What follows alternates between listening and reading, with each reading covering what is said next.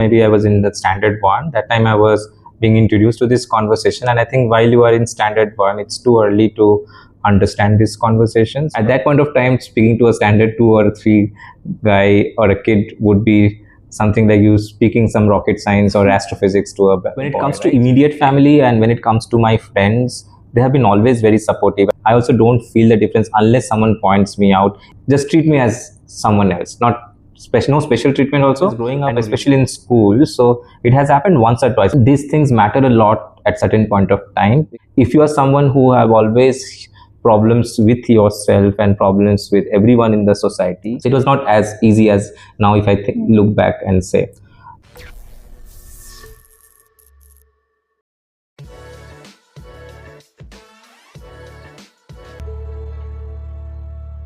Hi guys, welcome back to Journeyteaches. Today we have Dr. Saurabh Das with us, and we are going to talk about a very important topic as per his life journey, his life experiences today. He has a genetic medical condition which is actually known as achondroplasia, and it is also known as short-limbed dwarfism. So it's very important for us to deep dive into his journey, whatever challenges he has overcome and whatever he has faced in his life. And he has been very relatable, very inspirational for the entire generation. And whatever he has achieved, breaking the societal stereotypes, it's very important for us to deep dive into his journey. And I'm so glad to record this podcast with him today. So let's welcome him on the channel and we'll talk about various aspects from his own personal life experiences. And I can't wait to get started. Dr. Saurabh Das, sir. Thank you so much for having me again, Kriti, on your show. Thank you so much. It's been really a wonderful pleasure for me. In the previous podcast we talked about Christ University, how to, get admission into Christ. And I must say that you were a star guest on the channel. People really loved, listening to your insights. So today we'll talk about your journey and how, where did your journey start from? So my first question for you is, well, how are you doing today? I'm doing good, thank you. It has been a long day, but I was really looking forward to this interview because last time also when we had this candid conversation about the requirements which Christ looked forward to see in a student, it was a very interesting conversation and it was a very candid conversation as well. Like we were trying to understand our lived experiences, how we can narrate in an interview, which the university also feels very tempted that yes, we need this candidate in our campus. So it was a very interesting conversation, and also afterward I was very intrigued to see what kind of comments were coming up on the YouTube channel of yours, and there were very interesting comments also which came across in the last 6-7 months. So I really appreciate that you again thought of inviting me in your show, and I'm very humbled and grateful to be here again. So thank you so much. And although I had a long day, but I was really looking forward to this, and I can't wait to have a chat on this conversation as well. Thank you. I am actually grateful for you to, for you to agree to this and, have this conversation with me, which might be very helpful for the viewers out there. So my first question for you is, how did you discover about this condition yourself? How did you first realize, and was your family also aware by birth? Thank you for this question. I think maybe I was in the standard one. That time I was being introduced to this conversation, and I think while you are in standard one, it's too early to understand these conversations. But one of the important cornerstones at that point of time to make me aware of this conversation was my one of my elderly maternal uncles, who is my elderly brother of my mom, and he's a medical doctor by profession. And one day he sat with me, maybe it was either in standard 1 or 2, I don't remember the exact time period, but somewhere at that point of time in your primary school education system, that there will be a time when there will be differences in how certain things will happen in the society in the future for you. But one thing you can always do is to keep focusing on your skills, keep focusing on your area of knowledge and expertise. And at that point of time, speaking to a standard 2 or 3 guy or a kid would be something like you speaking some rocket science or astrophysics to a boy, right? So it was not that easy to understand that conversation, but he also made it simplified in a way where he said like there have been instances where let's say especially enabled people also have been very good meritorious students, very good meritorious chess players, other professions which maybe not to do with a lot of physical activity but with the mental faculty and with the mental capacity. And he used to bring examples like how in the past a lot of chess players, a lot of authors, poets, and especially jurors like in the legal system, and they play a very important role because somewhere it has been tested also medically that although maybe if you have any challenges in the physical uh, uh, mobility or locomotion, but somewhere your brain gets faster developed, like your brain gets more developed because that's how the human body also works. So that was the kind of conversation. It was not that much make a belief conversation because as I said, we are too early at that point of time to understand that power of the conversation. But subconsciously, when I think right now, when I am almost going to touch 40 next year, I think that conversation had a lot of power in later part of my life where I took everything on a very positive note rather than take it on a very existential kind of a crisis. So I think that was the initial seed of conversation which my maternal uncle implanted in on me. And later on, in different societal circumstances, academic circumstances, conventional, non-conventional discourses, it has come across. And I think maybe that we could address in the later part of this conversation as well. Thank you. Right. So, how did people start perceiving you when they first meet you? What is their reaction? I think when it comes to immediate family and when it comes to my friends, they have been always very supportive, and I have been never been felt that I'm someone different. So that's why I'm very grateful that till today also, when it comes to my relatives, immediate family, my cousins, my friends, they have never met me as if I am someone different. And that's where I think many a time I also don't feel the difference unless someone points me out, either in a negative way or maybe in a way where it has to do something with the discourses of medical science. So I think my surrounding has been very supportive since day one, and that's where it has also helped me to be who I am. Because what happens many a time, if you have seen in Indian conventions, or maybe not only in Indian conventions, it happens in many parts of the world. I should not only blame our country in this context. In many societies, like sometimes you are being also positioned in a way where you may lack something, and that always have becomes a detrimental to your cognitive growth, although it has hardly to do with each and everything in your life, but still somewhere it has been portrayed as like something big you are lacking, and that has never happened that I'm lacking something. Rather, I've been always being put there out in the world that you are a very important individual in this society, and it all matters how you think and all matters how you contribute to the society rather than what you look like or what you sound like.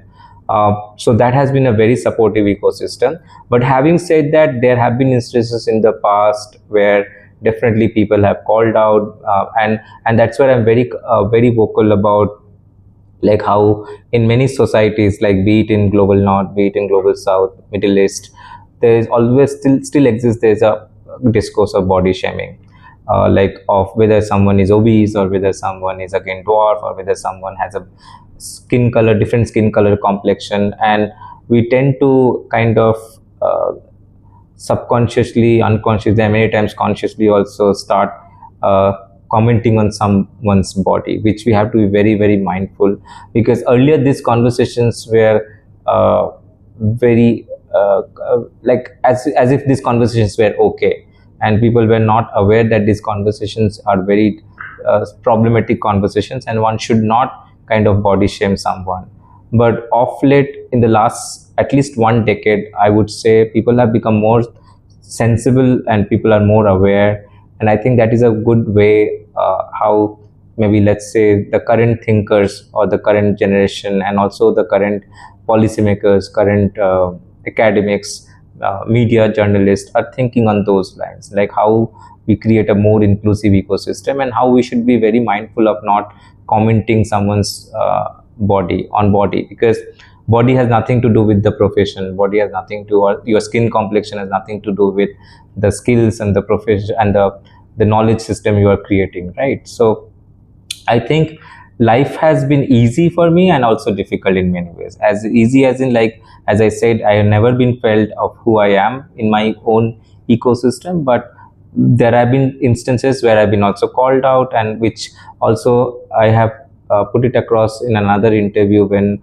in like couple of years when I was attending my PhD convocation. One of the journalists in Ahmedabad Mirror, she also interviewed me in this conversation, and I did tell her frankly at that point of time, yes, people called out names, people called out, like for example, how in that period of time, like especially 90s, like especially if you look like in a certain way, you'll be called in a certain name, and especially when it comes to dwarfism or achondroplasia, the medical term, you will be called as a joker and all those kind of side narratives, right? So it's not like I have not been called out. But the thing is, somewhere, as I said, my family have been very supportive, so I never gone into any kind of spiral or depression in those lines, because I know there are many people who might have gone through those kind of spiral of depression if they have not got any support system around, because it can lead to certain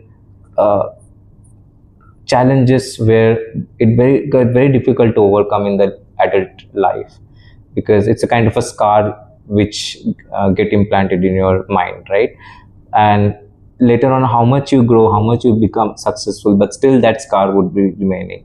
So I think in that way, my family, my friends, my professors, my teachers have been very, very helpful and supportive in many ways, and just treat me as someone else, not special, no special treatment also, and no ridiculing Just also. like a normal human being. Yes. So yes, but again, as I said, it's, I should not romanticize my journey, because Yeah.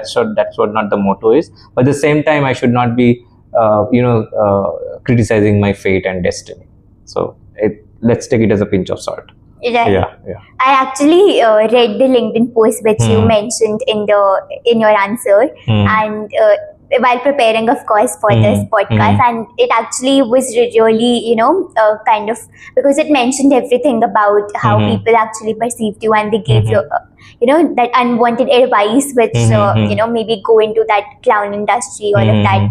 So, what was it for you when it comes to, is there any personal experience which you want to share so that it can be helpful for the listeners? I think, as I said, so when I was growing up, especially in school, so it has happened once or twice. I would not say it has happened every day, every hour, every minute, every second. It's not like that. But I think if I see myself as an academic right now, I would say that it is also happening in many parts of the world and across different gender types still. It's not only about commenting on your height, but also like how people are catcalled still. I will tell you in today's time. Like I'll tell you one incident which happened last year. One of my master's dissertation students, and she's really doing well in her life, and she also was the topper in, you know who I'm talking about. I don't want to take the name, but she was catcalled one day outside Christ campus, just backside of the Christ campus, and she was very, very sad that day. And I said, what happened? It was just like, why do you look so upset today? And she said, sir, I was being catcalled, and I felt so horrible that I was body shamed also along with catcalled. Like, you look in a certain way, you are this much fat and blah blah blah.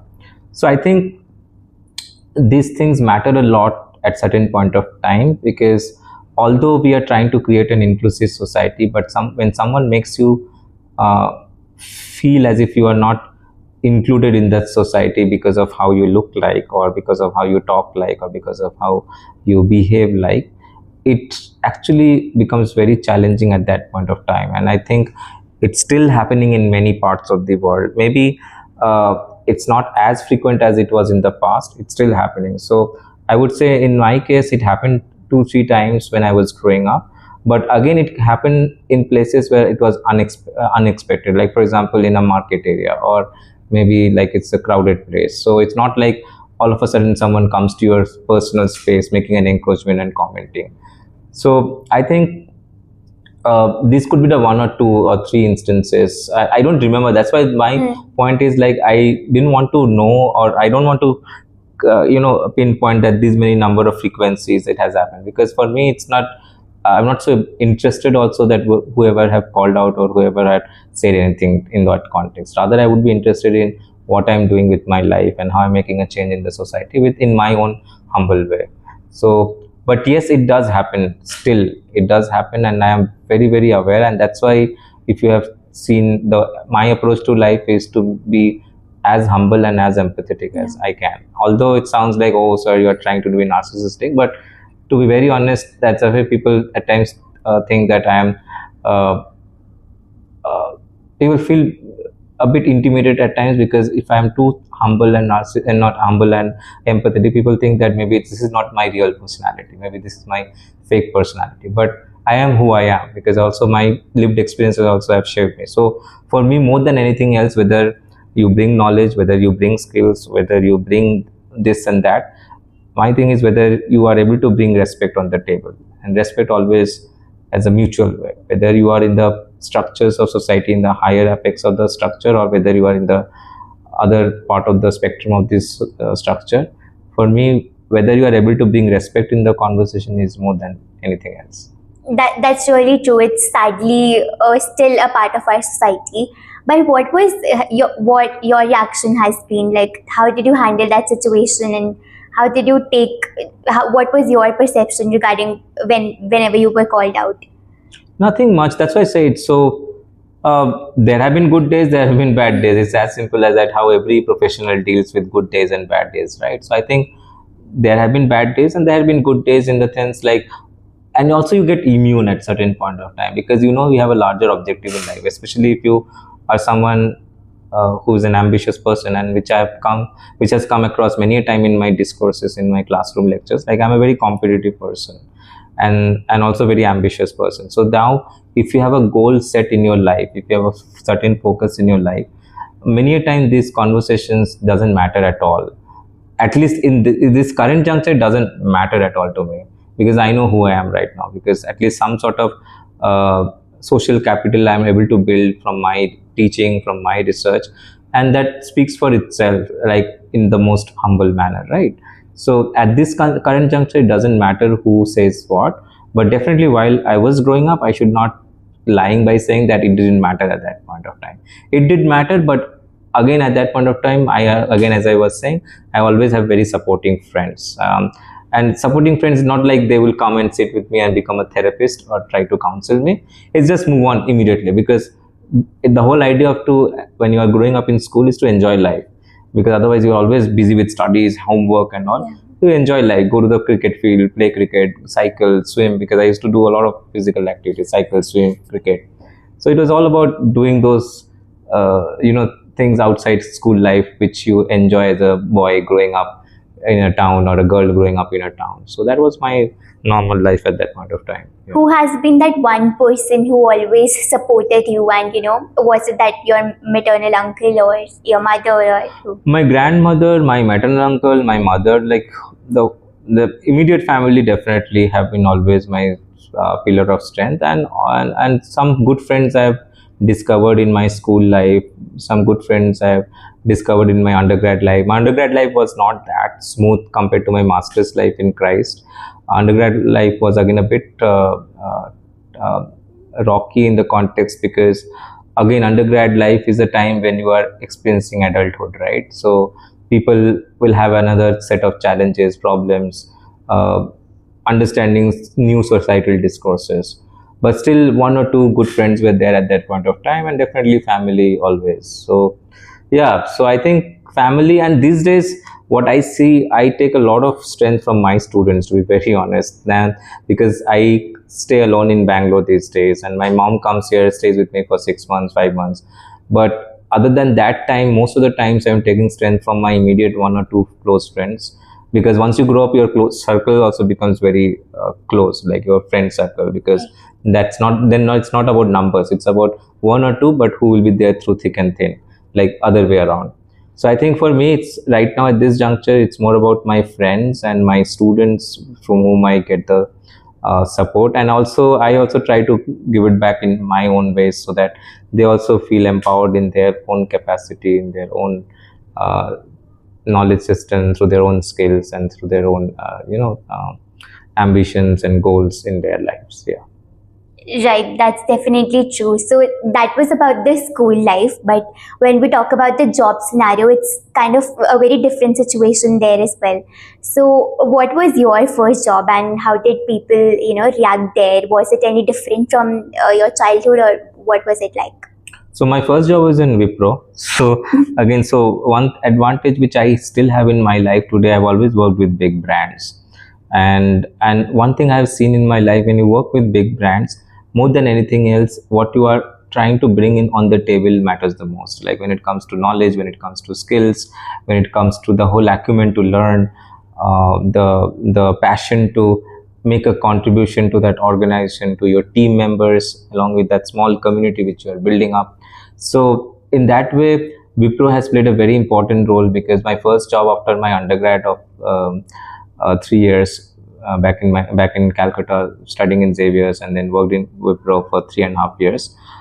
It has played a very important role in making me a very strong professional.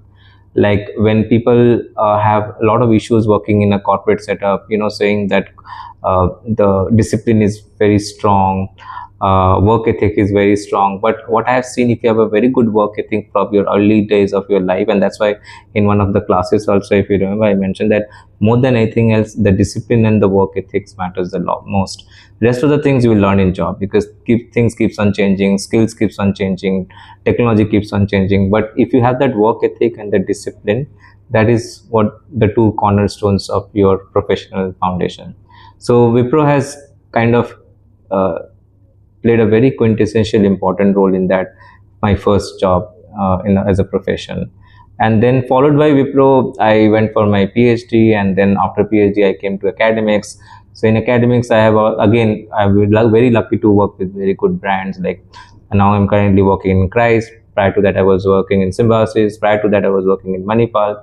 So I'm blessed to be working with very good brands, and all these good brands are not only they are brands, they're also good institutions of imparting a kind of inclusive narrative. Like whether it is in Christ, whether it is Manipal, somewhere they are socially also very conscious about that, what kind of responsibility that they play as an academic institution. Like the whole larger objective is to build communities, the larger objective is to build a society where everyone can walk freely, everyone can talk freely, everyone can share their insights freely without being judged, without being provoked, or without being contested unnecessarily. So I think in that way, again, I'm very grateful. But at the same time, what I would request the audience, and I'm always mindful of the fact, it also works if I have a very positive outlook toward yourself and toward the society.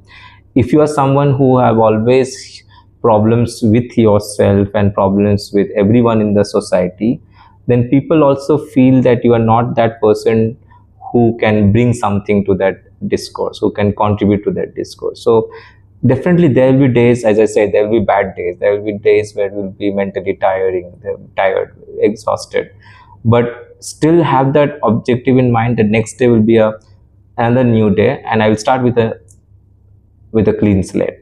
And if you are someone who doesn't shy away from the fact that I will make mistakes, but also I will learn from my mistakes and I will contribute as much as I can, that's what every organization looks out for more than anything else. It's more than your skills, more than your knowledge. If you have that passion to come every day with that work ethic and with that discipline, that's what matters, and that's what every good brand also gets differentiated in the way they work. And every brand is a culmination of their good practices and also the people who value those practices. So it's also about the people, right?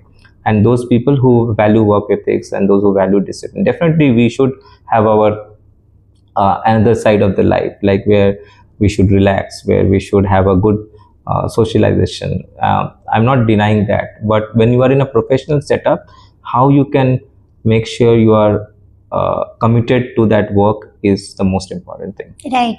I think passion drives everything. Yes. But what made you love teaching? How did you discover that you want to be in academics?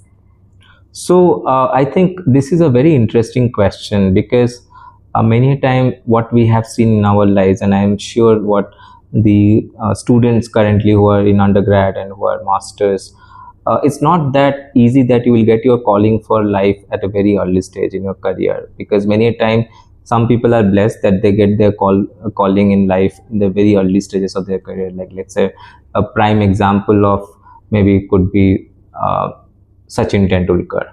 Like, from childhood days, like when he was 3 years old, he started playing cricket, and all his life he never stopped playing cricket. But not everyone is fortunate also to get that calling such an early stage of life. So for me, what happened, I had a when I was in my standard 12, then going to undergrad, I was also not clear that what I'm going to do with my life. I was always clear that I will not go in that race of trying to crack an engineering degree, or trying to get a degree, a medical degree, or later part the MBA degree. I was always very clear that I want to do something where I don't want to see myself competing with the world blindfoldedly. I would create a niche for myself. Maybe it will take time. Maybe I will not get that sort of advantage, the first move advantage, which, let's say, the MBA folks got in the early 2000s, and in my times the engineering and the medical sciences folks got. But I was very clear that I would do something what these people are not doing, because 9 out of 10 people were going for engineering in my time. Right. 9 out of 10 people were going for medical sciences. 9 out of 10 people later on were going for MBA. So it was not as easy as now if I look back and say. But what kept me moving is to keep on exploring. And that's why I think my family has always supported that, keep on exploring. And they have always supported me emotionally, financially, which is also very, very important. Like, to support someone emotionally and financially all the time. Calling for teaching happened when I was in Wipro. So my manager and my teammates were very happy with my mentoring skills.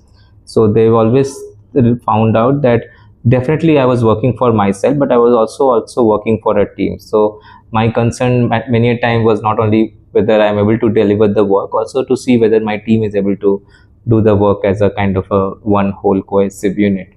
And I think that kind of encouragement which I received from my teammates at that point of time, from my managers, from my immediate supervisors, start kind of putting this food for thought that maybe I'm built for something, for a larger cause. Because somewhere again I started to discover that I can't see myself working in a tech company for a long period of time. So then I started exploring my opportunities, and then somewhere I found that teaching is something which it's very exciting to me. And again, it hasn't happened overnight. Like, it's not the Archimedes principle. It's a journey. Yeah, like Archimedes went to the shower, he was in the bathtub, and he found Beyonce, and then he said Eureka. It was not a Eureka moment of a day.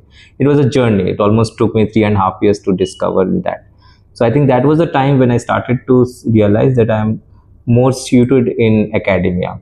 And then when I moved that transition, and from there I could see that yes, literally I am suited for academia. And I will tell you one other anecdote. So one of the PhD scholars, Calvin, with whom I'm working on a project. So one day he asked me, like, sir, do you see yourself that teaching throughout your career or throughout your life? I said, yeah, I can't see myself in a profession other than teaching where I'm not surrounded by students, because somewhere my lived experiences and how I understand my reality mostly comes from my students also, like how they perceive their realities. And a lot of conversation in classroom which happens when the students share their narratives, and outside the classroom the best of the best conversation also happens over a cup of coffee when they open up about certain issues, because sometimes those issues are also very sensitive, which cannot be discussed because they feel a bit vulnerable at that point of time. But those conversations are a kind of conversations which I cherish for a long period of time, that I am thankful that those conversations happen, because that also allows me to look deep down inside me and to see what kind of person I was and what kind of person I am and what kind of person I should become in future. So I think that's where I found and discovered that teaching is something which I cherish a lot and I can see myself doing till my last breath. Yeah. What are your other interests? I know one, photography as well. You have been very interested as pursuing that. What are some of the other things? Painting. Unfortunately, I'm not able to do painting for quite some time.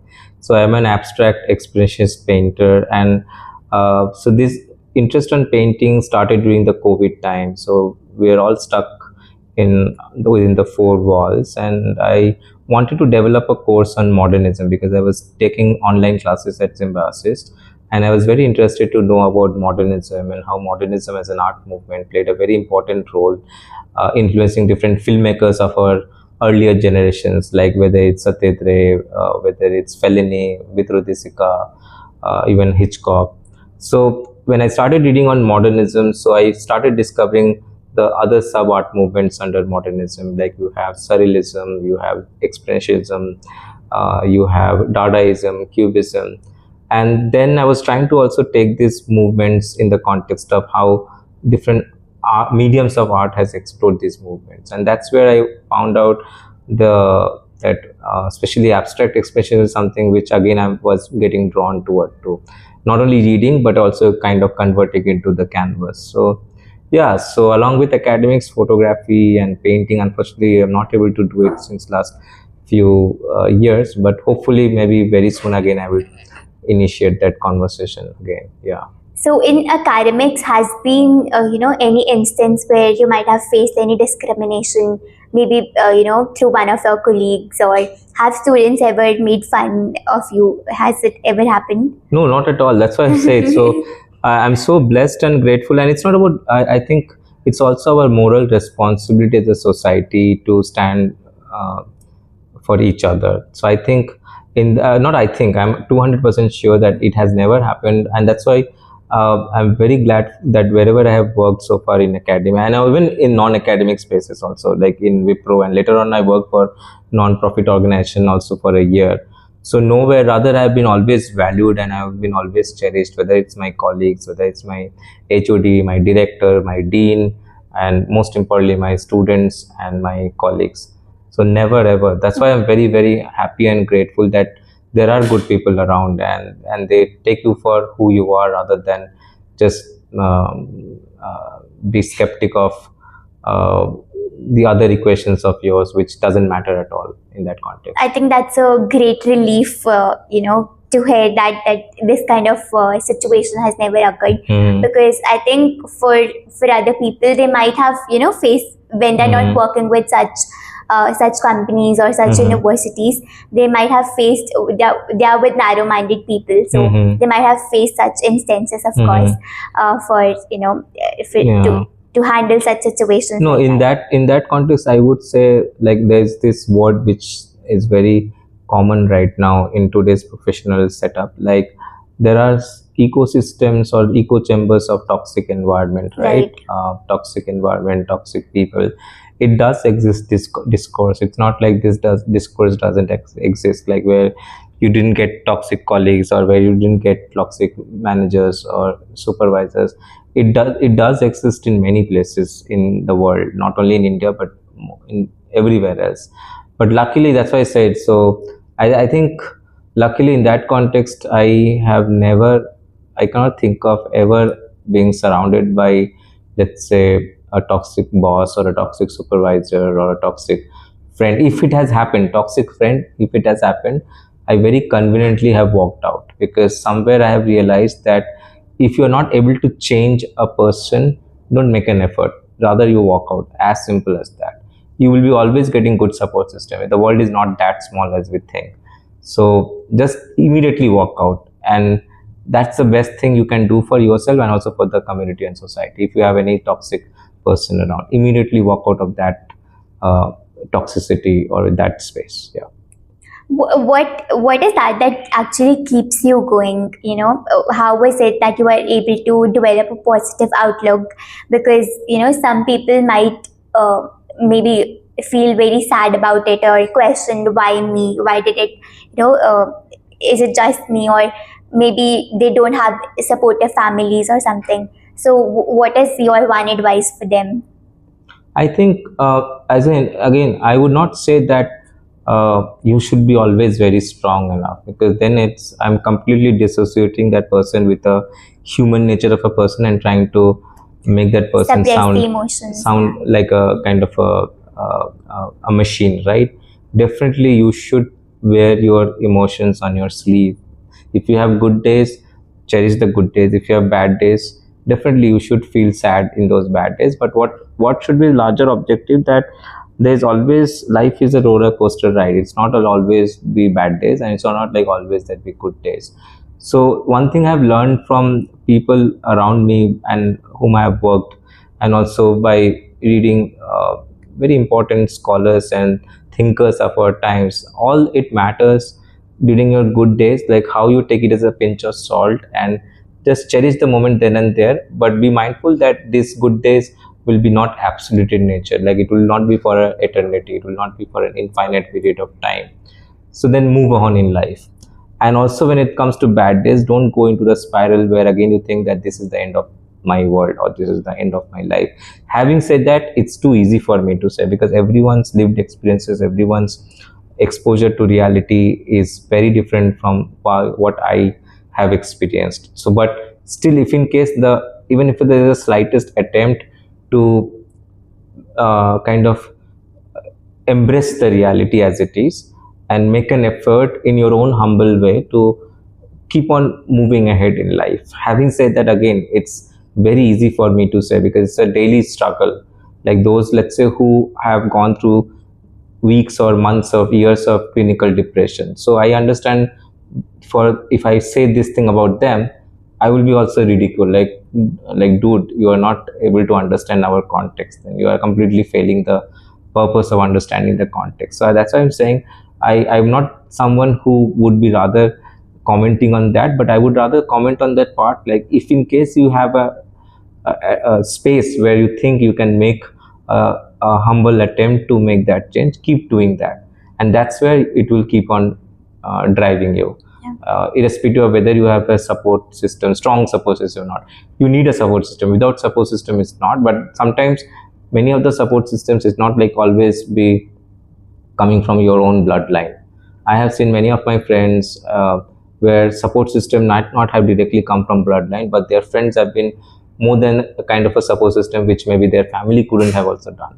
So I think support system can also come out from somewhere which is not there in your bloodline. So I think be open to taking help is very important, because when I remember, when in the initial part of my life in the professional career, I thought that taking help is a kind of a sign of weakness. But later I realized taking help is not a sign of weakness. It's like either you want to make an effort to work with a team, in a team, or also you are allowing the other person to also come into your life. So I think taking help should be always seen in a very constructive manner, rather than being pushed as a narrative of it's a kind of a weak phenomenon. Yeah. I think every sentence you are saying, there's so much to learn from it, so much to grab. May it be about teamwork, or may it be about finding your calling and everything around. And recently, because you have achieved so much, you have actually contributed so much in the field of research as well. You recently came back from London, attending a research conference. So what do you think, if you could have stuck in the past loop and not be that self-confident to do something big in life and have a higher calling, what could have been the difference? I think firstly, I'm glad that you are saying that I've done a lot of contribution. I would say I'm still maybe done 1% of the contribution in academia, because academia also is huge in the context of how people are working, how people are writing, doing the research. I would say maybe not even 1%. 1% is also quite a big number. But I'm contributing in my own ways as much as I can, learning from my own fellow scholars, fellow colleagues, fellow academicians, and also trying to contribute in my own humble ways. If not academia, then if I understand your question correctly, what else I can do? No, if you were stuck in the past loop and Okay. thinking about the same, that why did it happen, and will the society is going to treat me and look at me in a certain way in my future, and will it affect my career also that much?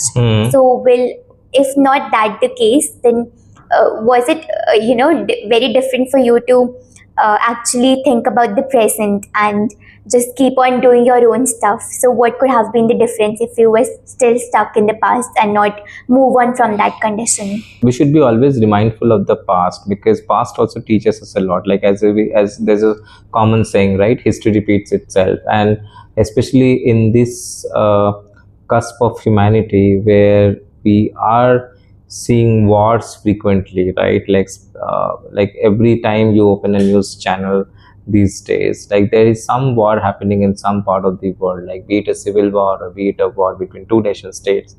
So in that context, one should be always mindful of the two world wars which have defined humanity, like World War One and World War Two, especially World War Two at the backdrop of Holocaust, right?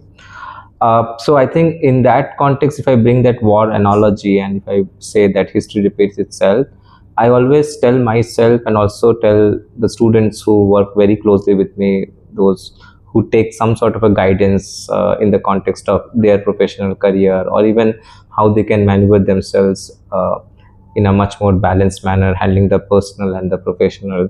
I always tell them that you should never forget about your roots, because something which is very important, which can take you further forward in the future, is to be mindful of the roots. Yes, the roots can always have happy moments. The roots could also have sad moments, but to be mindful of the roots is very important part of your life, because that will keep you drive in the future, whether you are in field of academia or whether you are field of in PR, or whether you are a professional sports personality, any profession you choose.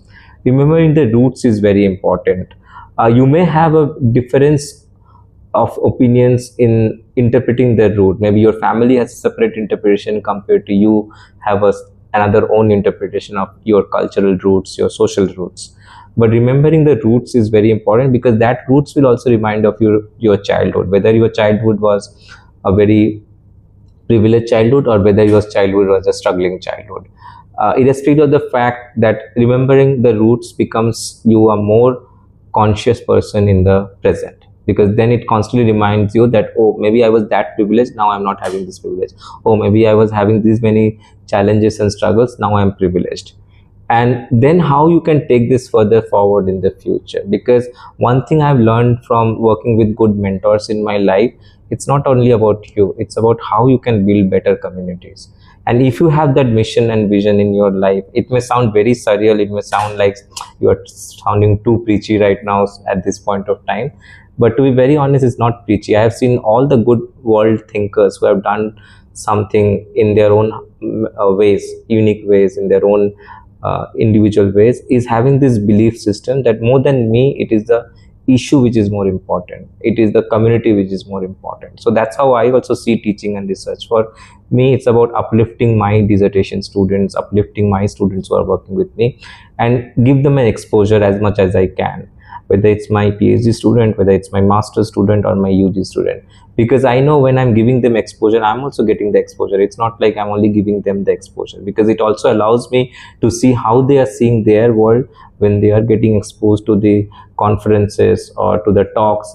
At the same time, it also gives me a bird's eye view that how they're experiencing, how their life journey is moving from one step to another step.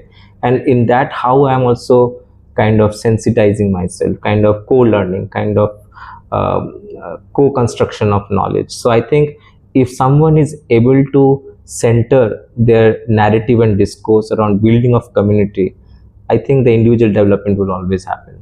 But if someone is very selfish and only thinking about individual development and not thinking about the development and community and society, that road becomes a bit challenging. And as many a time we say that as there's this rhetoric that whether artificial intelligence would take over humanity, it will never, because even the ones who are developing artificial intelligence, humans are at the center of the development of technology. So same way, when we are developing our own skills, knowledge system, if we can keep my community at the center of that ecosystem, we will never become extinct. That individual will never extinct, and the legacy of that individual will remain forever. Yeah. Whatever you do in life, it has to include, the community you are Yes, associated with. yes, contributing back to the community. Yeah, that matters the most, I feel. And even like you talked about connection to the roots as well. So I think it's very important to stay connected to the roots, but be able to move on from that as well in case it's very challenging. Adapting to newer ecosystems. Yes, Of course. And even if you have some bad experiences, some bad memories, so you shouldn't let those experiences affect your upcoming life. So thank you so much for making that point. Your last take on how should people make themselves mentally strong enough and psychologically, if they feel strong enough to just fight with whatever they are dealing and not let that impact their life in such a way that they are not able to move on from that, and just make sure that they do something in their life and make sure that they're self-confident, that they do not let the situation or the societal stereotypes to affect themselves. Thank you for this question. It's a very powerful question, I must say, Kriti. First of all, I would like to respond to the question in a bit different way, if you allow me. It's okay to feel vulnerable. It's okay to feel that you are mentally weak right now. It's okay to feel you are emotionally weak at this current juncture of your life, because it's not always about having your A game on every day basis or every hour or every week or every month basis. So it's okay to feel that weak, that vulnerable. Along with it, what else you can do to come out of that phase or come out of that space is to constantly keep on working on yourself. When I say working on yourself, it's not only about your professional work, it's also about individually how you can grow in life. If you have a taste toward music, listen to as much as music as you can. If you have taste toward food, experiment. If you are into cooking, experiment with cooking. If you are not into cooking, explore as many cuisines you can. If cuisines are expensive, at least explore as many street food you can. If you have a knack toward following any sports or any games, and if you are not playing, it's okay if you're not playing, but at least keep on exploring, keep on watching, keep on reading about them. Because when we talk about our development is not only professional development, it's also our personal development, right? And personal development happens through the different areas of interest which we have in our life, whether it's an interest toward dance or music or other activities, cultural activities, social activities. If someone is good in writing poem, and it's not like you have to become a world-class poet, but make sure you keep on writing, make sure you keep on writing novels or fiction or non-fiction. It's not every time you have to show it to your reader, you have to show it to your audience. Write for yourself, which is the most important thing. Like, write for yourself, sing for yourself, recite for yourself, cook for yourself, dance for yourself, smile for yourself. That is the most important thing. So I think in that way, to grow as a person, who can become a really kind of a positive person despite of all the social hurdles and challenges in society and in life,